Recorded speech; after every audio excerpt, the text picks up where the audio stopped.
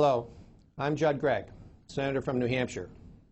We all know these are difficult times. People are worried about keeping their jobs, paying their bills, the value of their homes, the cost of sending their kids to college. It's hard. Thus, I appreciate, as do all Americans, the efforts being made by our President and his seriousness about addressing these issues. But what concerns many of us are his proposals in the budget he recently sent to the Congress that dramatically grow the size and cost of government and move it to the left. It is our opinion that this plan spends too much, taxes too much, and borrows too much. You may have heard this before, that the budget of the President spends too much, taxes too much, and borrows too much. What do we mean? Well, let me give you a few examples. In the next 5 years, President Obama's budget will double the national debt. In the next 10 years, it will triple the national debt. To say this another way, if you take all the debt of our country, run up by all of our presidents, from George Washington through George W. Bush, the total debt over all those 200-plus years since we started as a nation, it is President Obama's plan to double that debt in just the first 5 years that he is in office. He is also planning to spend more on government as a percentage of our economy than at any time since World War II.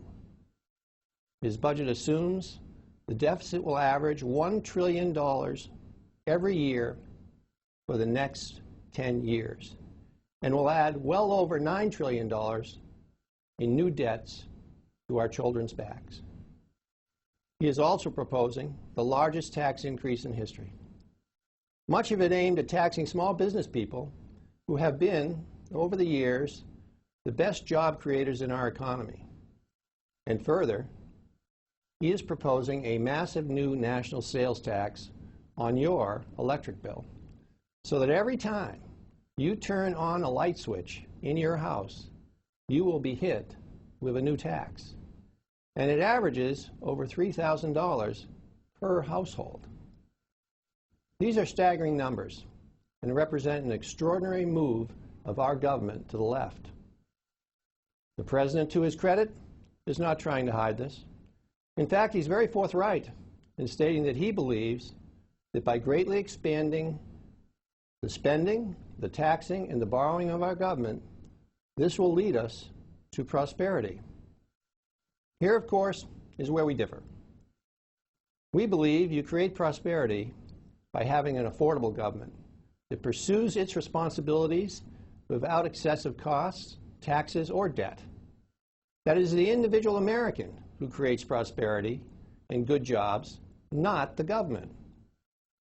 We believe that you create energy independence not by sticking Americans with a brand new national sales tax on everyone's electric bill, but by expanding the production of American energy, such as environmentally sound offshore drilling, nuclear power, wind, solar, while also conserving more. We also believe you improve everyone's health care, not by nationalizing the health care system and putting the government between you and your doctor, but by assuring that every American has access to quality health insurance and choices in health care. We believe that you run a sound and affordable government not by running up the national debt to historic levels and unsustainable levels while overtaxing working Americans and spending as if there's no tomorrow, but rather by working on limiting the growth of government in a manner that is affordable not only today, but for the next generation, through limiting spending and addressing core issues like the cost of entitlements.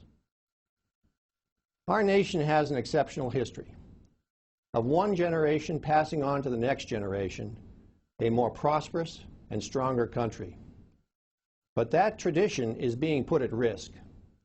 The dramatic move to the left and the massive increase in the size and cost of the government proposed by the budget of President Obama will lead to an immense national debt that not only threatens the value of the dollar, and puts at risk our ability to borrow money to run the government, but it will also place our children at a huge disadvantage as they inherit this debt, which will make their chances of success less than those given to us by our parents. It is not right for one generation to do that to another generation.